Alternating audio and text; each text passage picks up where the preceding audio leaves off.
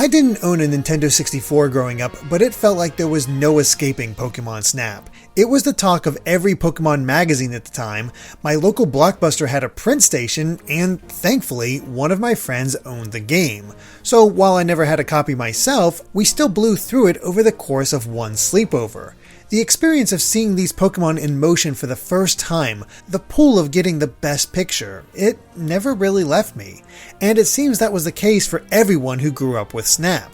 With so many new Pokémon and much better hardware, we all wanted to see what a new Pokémon Snap could look like. And we finally got that wish with, new Pokémon Snap.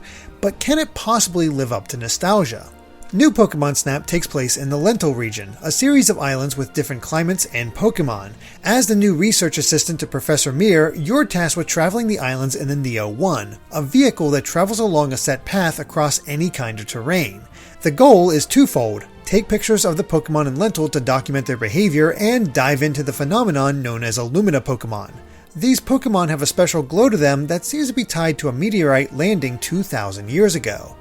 Unsurprisingly, it's not a very deep story, but it does serve as solid justification as to why you're not only traveling the region, but why you need multiple pictures of every Pokémon. Because that's the thing, at its core, this is still just Pokémon Snap.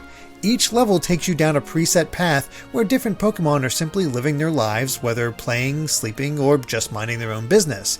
It's up to you to take the best pictures possible, trying to get them in the center of the frame, facing the camera, at a decent size, and hopefully in a good pose.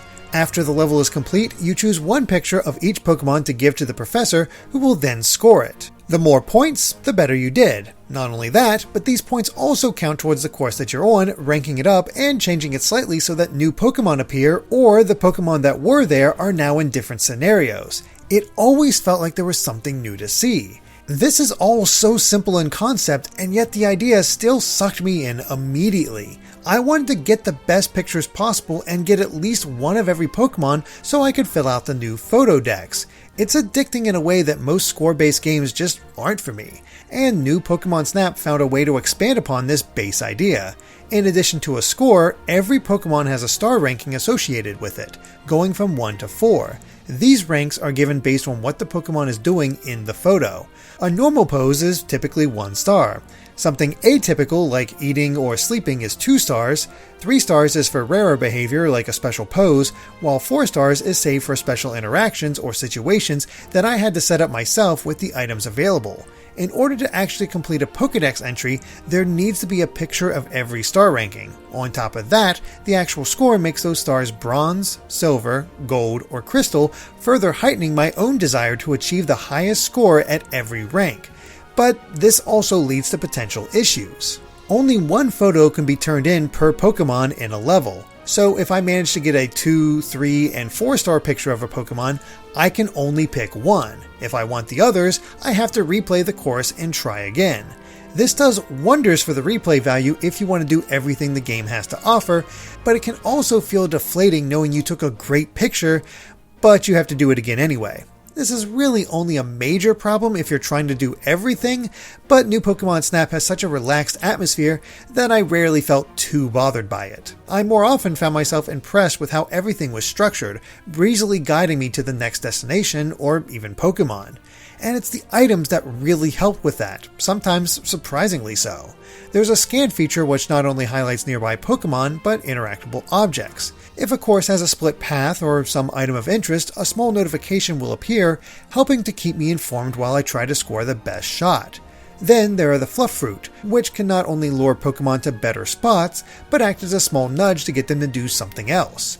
Less useful is the Music Player, which can cause some Pokémon to dance or move around, at least in theory. I used it around just about every Pokémon I encountered, but only a handful actually seemed to react to it. It mainly feels like a wasted slot.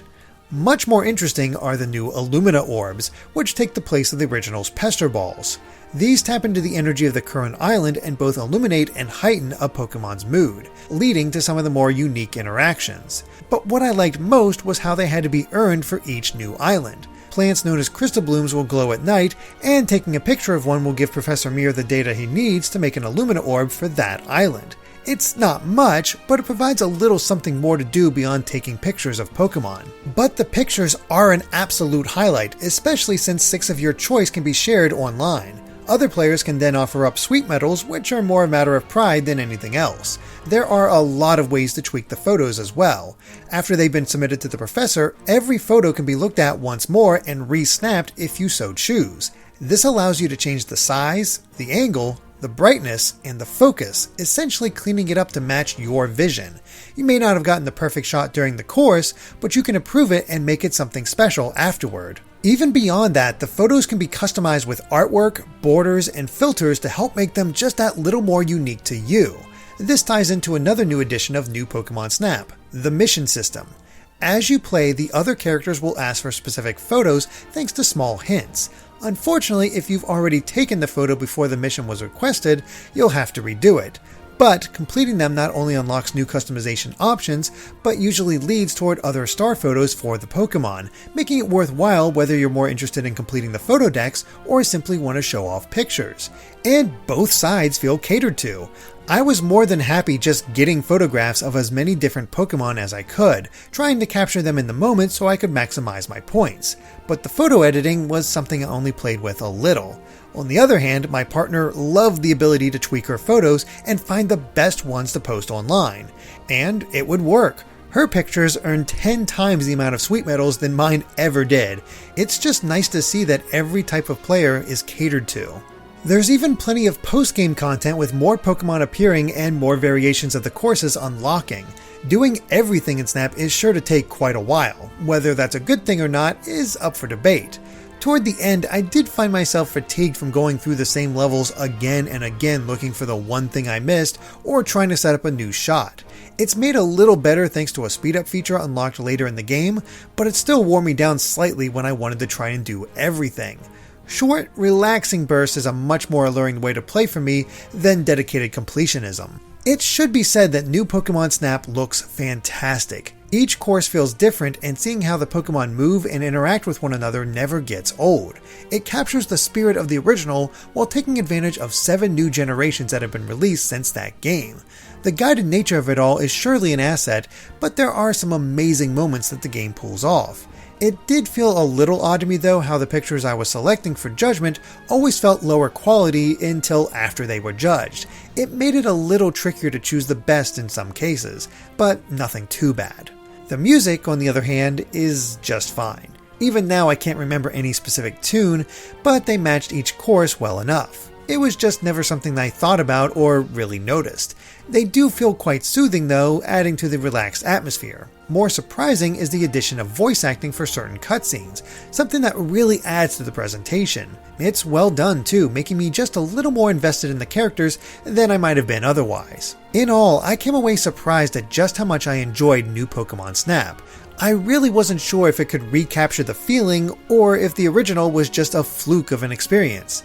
Instead, it proved that Snap could be as fun as ever, as there's a simple pleasure to photographing your favorite Pokemon in cute or funny poses. There are smart additions that extend the gameplay, but it could get tiresome having to repeat the courses so much if you want to get everything.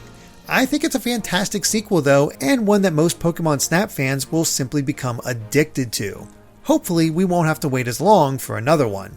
Thank you for watching. If you enjoyed this review, please consider supporting us on Patreon at patreon.com/gvgaming so we can create more videos like this in the future. All of your support truly means the world, so be sure to hit that subscribe button and ring that bell, and we'll catch you on Good Vibes Gaming next time.